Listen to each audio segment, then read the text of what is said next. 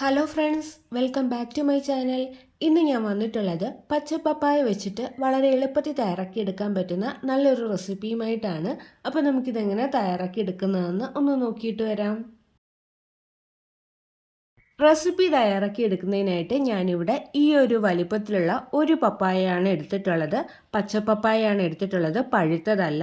ഇത് അത്യാവശ്യം വിളഞ്ഞ പപ്പായയാണ് കേട്ടോ, അതാണ് എടുത്തിട്ടുള്ളത്. അപ്പോൾ നമുക്കിതിൻ്റെ തൊലിയൊക്കെ ഒന്ന് മാറ്റിയിട്ട് ഉള്ളിലെ സീഡും ഒക്കെ ഒന്ന് മാറ്റിയിട്ട് ഒന്ന് കട്ട് ചെയ്തിട്ട് എടുക്കാം. അതിനുശേഷം ഇതൊന്ന് ഗ്രേറ്റ് ചെയ്തിട്ട് എടുക്കാം. അപ്പോൾ അതാ പപ്പായ ഞാനിവിടെ നിന്ന് ഗ്രേറ്റ് ചെയ്തെടുത്തിട്ടുണ്ട്. ഞാനിവിടെ തിന്നായിട്ടാണ് ഗ്രേറ്റ് ചെയ്തെടുത്തിട്ടുള്ളത് കേട്ടോ. ഇനി നമുക്കിതൊന്ന് കുക്ക് ചെയ്തിട്ട് എടുക്കാം.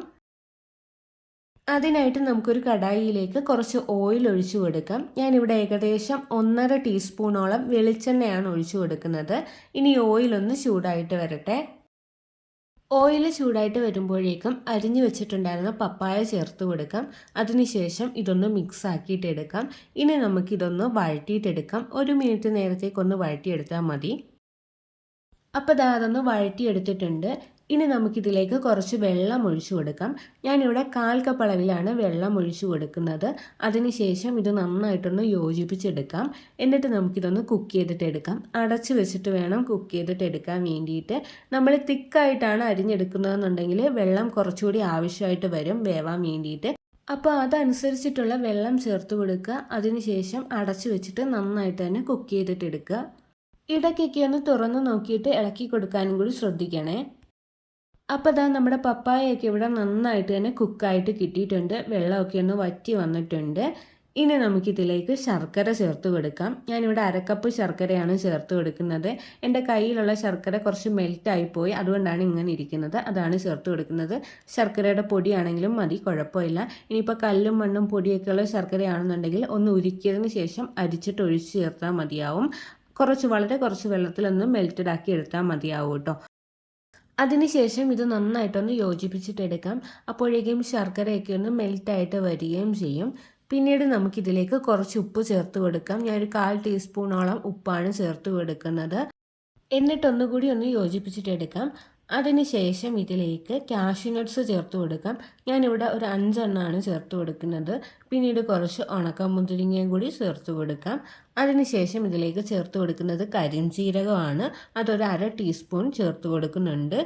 പിന്നീട് ചേർത്ത് കൊടുക്കുന്നത് ചില്ലി ഫ്ലേക്സ് ആണ് കേട്ടോ. അതൊരു 1/2 ടേബിൾ സ്പൂണോളം ചേർത്ത് കൊടുക്കുന്നുണ്ട്. അതിനുശേഷം ഇതിലേക്ക് 1/2 ടീസ്പൂണോളം കാശ്മീരി മുളക് പൊടിയും കൂടി ചേർത്ത് കൊടുക്കാം. എന്നിട്ടിത് നന്നായിട്ട് മിക്സ് ആക്കിയിട്ട് എടുക്കാം കേട്ടോ. അതിനുശേഷം ഇതിലേക്ക് കുറച്ച് പുളിവെള്ളം കൂടി ചേർത്ത് കൊടുക്കാം. ഞാനിവിടെ 1 ടേബിൾ സ്പൂണോളം പുളിവെള്ളമാണ് ചേർത്ത് കൊടുക്കുന്നത്. ഒരു ചെറിയ നെല്ലിക്ക വലുപ്പത്തിലുള്ള പുളി കുറച്ച് വെള്ളത്തിൽ ഇട്ട് വെച്ചതിന് ശേഷം പിഴിഞ്ഞെടുത്തിട്ടുള്ള വെള്ളമാണ്. അതുകൂടി ചേർത്ത് കൊടുത്തിട്ട് ഒന്നുകൂടി നന്നായിട്ട് യോജിപ്പിച്ചിട്ടെടുക്കാം. അതിനുശേഷം നമുക്കിതൊന്ന് അടച്ച് വെച്ചിട്ടൊന്ന് കുക്ക് ചെയ്തിട്ട് എടുക്കാം. ഒരു 2 മിനിറ്റ് നേരത്തേക്കൊന്ന് കുക്ക് ചെയ്തെടുത്താൽ മതിയാവും. അപ്പോൾ അത് നന്നായിട്ട് തിളച്ച് വന്നിട്ടുണ്ട്. നമുക്കിനി ഇതൊന്ന് തുറന്ന് നോക്കിയിട്ട് ഇളക്കി കൊടുക്കാം. ഈ ഒരു സമയത്ത് ടേസ്റ്റ് ചെയ്ത് നോക്കുക, ഇതിൽ ഉപ്പും മധുരവും പുളിയും എരിവും ഒക്കെ കറക്റ്റ് ആണോ എന്ന്. അല്ലാന്നുണ്ടെങ്കിൽ നമ്മുടെ ടേസ്റ്റിനനുസരിച്ചിട്ട് ചേർത്ത് കൊടുക്കുക കേട്ടോ. ഈ ഒരു സമയത്ത് ചേർത്ത് കൊടുത്താൽ മതിയാവും. എന്നിട്ട് നന്നായിട്ട് ഒന്നും കൂടി മിക്സ് ചെയ്തിട്ട് ഒന്നും കൂടി ഒന്ന് അടച്ച് വെച്ചിട്ട് കുക്ക് ചെയ്തിട്ട് എടുത്താൽ മതിയാവും.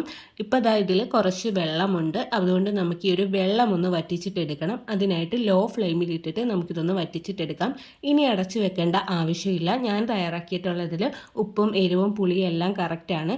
നമ്മുടെ ഓരോരുത്തരുടെയും ടേസ്റ്റ് ഓരോ രീതിയിലായിരിക്കും. അപ്പോൾ അത് ടേസ്റ്റ് ചെയ്ത് നോക്കിയിട്ട് എന്തെങ്കിലും ആവശ്യമായിട്ടുണ്ടെങ്കിൽ ചേർത്ത് കൊടുത്താൽ മതിയാവും. അപ്പോൾ നമ്മുടെ റെസിപ്പി ഇവിടെ റെഡി ആയിട്ട് വന്നിട്ടുണ്ട് കേട്ടോ. അതിൻ്റെ വെള്ളമൊക്കെ വറ്റി നന്നായിട്ട് തന്നെ കിട്ടിയിട്ടുണ്ട്. അപ്പോൾ ഇത്രയേ ഉള്ളൂ. പപ്പായ വെച്ചിട്ട് എളുപ്പത്തിൽ തയ്യാറാക്കിയെടുക്കാൻ പറ്റുന്ന സ്വീറ്റ് ആൻഡ് സോർ ചട്നി ഇവിടെ റെഡി ആയിട്ടുണ്ട്. നല്ല ടേസ്റ്റി ആയിട്ടുള്ളൊരു റെസിപ്പിയാണ് കേട്ടോ. ചെറിയൊരു മധുരവും പുളിപ്പും എരിവും ഉപ്പും എല്ലാം കൂടി ചേർന്നിട്ടുള്ളൊരു ടേസ്റ്റാണ്. അപ്പോൾ ഈ ഒരു ടേസ്റ്റ് ഇഷ്ടമുള്ളവർക്ക് തീർച്ചയായിട്ടും ഈ ഒരു റെസിപ്പി ഇഷ്ടമാവുന്നതായിരിക്കും. അപ്പോൾ പച്ചപ്പപ്പായൊക്കെ കിട്ടുകയാണെന്നുണ്ടെങ്കിൽ എല്ലാവരും ഇതൊന്ന് തയ്യാറാക്കി നോക്കണേ. നമുക്ക് ചോറിൻ്റെ ഒപ്പമാണെങ്കിലും ചപ്പാത്തിയുടെ ദോശയുടെ ഒക്കെ ഒപ്പം കഴിക്കാൻ പറ്റുന്ന നല്ലൊരു സൈഡ് ഡിഷ് റെസിപ്പിയാണ്. എരിവും പുളിയും മധുരവും ഒക്കെ കലർന്ന നല്ലൊരു ടേസ്റ്റാണ്. അപ്പോൾ എല്ലാവരും ട്രൈ ചെയ്ത് നോക്കുക. വീഡിയോ ഇഷ്ടമായിട്ടുണ്ടെങ്കിൽ ലൈക്ക് ചെയ്യാൻ മറന്നു പോകല്ലേ. നമ്മുടെ ചാനലിൽ കുറേ റെസിപ്പീസൊക്കെ പോസ്റ്റ് ചെയ്തിട്ടുണ്ട് കേട്ടോ. അപ്പോൾ എല്ലാവരും അതും കൂടി ഒന്ന് കണ്ടു നോക്കണേ. ചാനൽ ആദ്യമായിട്ട് കാണുന്ന കൂട്ടുകാർ ആരെങ്കിലും ഒക്കെ ഉണ്ടെങ്കിൽ പ്ലീസ് ഒന്ന് സബ്സ്ക്രൈബ് ചെയ്ത് സപ്പോർട്ടും കൂടി ചെയ്യണേ. വീണ്ടും നല്ലൊരു വീഡിയോ ആയിട്ട് വരാം. Thanks for watching.